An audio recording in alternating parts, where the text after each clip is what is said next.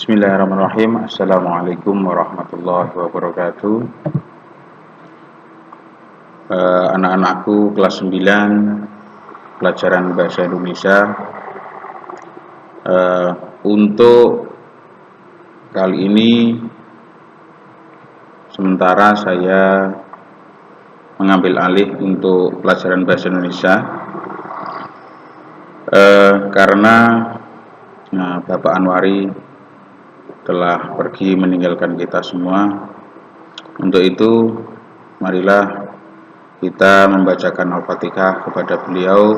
Semoga amal ibadah beliau diterima oleh Allah SWT dan diampuni segala dosa-dosanya. Al-Fatihah. A'udzubillahi minasyaitonirrajim. Bismillahirrahmanirrahim. Alhamdulillahirabbil alamin arrahmanirrahim maliki yaumiddin iyyaka na'budu wa iyyaka nasta'in ihdinas siratal mustaqim siratal ladzina an'amta 'alaihim ghairil maghdubi 'alaihim waladdallin amin. Baiklah anak-anakku semuanya, dalam pelajaran bahasa Indonesia kelas 9 semester 1 ini saya akan membahas tentang teks laporan percobaan. Jadi dalam video ini saya akan hanya memberikan referensi lain atau bahan literasi lain bagi kalian semua, selain sampean semua membaca di buku pelajaran yang sudah sampean dapatkan semuanya. Jadi di video ini sifatnya adalah memberikan tambahan pengetahuan tentang teks laporan percobaan. Baiklah anak-anakku, marilah kita mulai pembelajaran hari ini. Laporan adalah suatu bentuk hasil dari sebuah pengamatan yang dilakukan dan bertujuan untuk menginformasikan hasil yang diperoleh tersebut kepada orang banyak. Jadi sebuah laporan itu adalah hasil dari sebuah pengamatan yang dilakukan dan tujuannya adalah menginformasikan hasil pengamatan tersebut kepada orang banyak. Baik, berdasarkan pengertian tersebut, teks laporan adalah sebuah bentuk tulisan yang memaparkan suatu fenomena hasil dari pengamatan kepada para pembacanya. Teks laporan juga sering disebut dengan teks klasifikasi. Hal ini dikarenakan teks ini mengklasifikasikan sesuatu berdasarkan kriteria tertentu.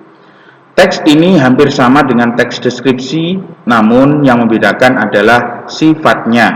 Jika teks deskripsi membicarakan hal-hal khusus, teks laporan membicarakan fenomena atau hal umum yang lebih luas.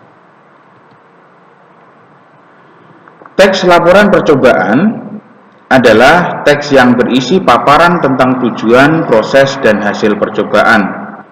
Teks laporan percobaan merupakan teks yang menceritakan tentang percobaan yang dilakukan oleh peneliti.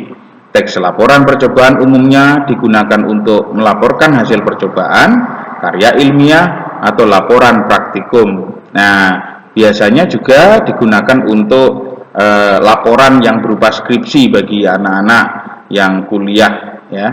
Tujuan teks laporan hasil percobaan adalah untuk memberikan informasi kepada pembaca tentang hasil percobaan yang telah dibuat. Teks laporan hasil percobaan bersifat umum atau universal. Struktur isi teks laporan percobaan. Anak-anak, di bawah ini merupakan struktur teks laporan percobaan, diantaranya adalah sebagai berikut. Yang pertama adalah judul.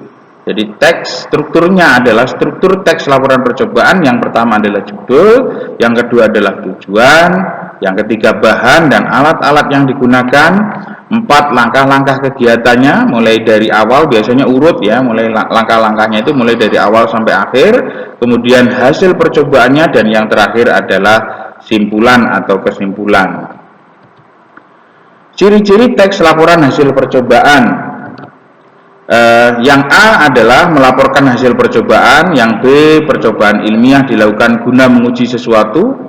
Teks laporan percobaan diawali dengan memaparkan tujuan percobaan, memaparkan bahan dan alat yang diperlukan untuk melaksanakan percobaan, memaparkan prosedur melaksanakan percobaan dan melakukan pengamatan, memaparkan pencatatan hasil percobaan. Selanjutnya, di akhir laporan dipaparkan simpulan hasil percobaan berdasarkan hasil analisis terhadap data hasil pengamatan. Selanjutnya, harus mengandung fakta, bersifat objektif, harus ditulis sempurna dan lengkap, tidak memasukkan hal-hal yang menyimpang, mengandung prasangka atau pemihakan. Disajikan secara menarik, baik dalam hal tata bahasa yang jelas, isinya berbobot, maupun susunannya yang logis. Kaidah kebahasaan teks laporan percobaan: menggunakan sinonim dan antonim, menggunakan kata bilangan, menggunakan kalimat perintah, menggunakan kata hubung. Selanjutnya adalah cara membuat teks laporan percobaan. 1. Menulis struktur dari teks laporan percobaan. Nah, langkah ini bisa dimulai dari menulis judulnya terlebih dahulu, kemudian tujuan dari percobaan yang sampean lakukan, alat serta bahan yang dipakai, dan langkah awal sampai akhir percobaan. Selanjutnya adalah yang kedua, tulislah hasil dari percobaan ke dalam bentuk grafik, tabel, bagan atau gambar agar pembaca lebih mudah dalam memahami hasilnya. Sesudah semuanya selesai, selanjutnya tulislah kesimpulan dari hasil percobaan yang telah dilakukan. Yang ketiga, mengembangkan kerangka menjadi sebuah teks ya.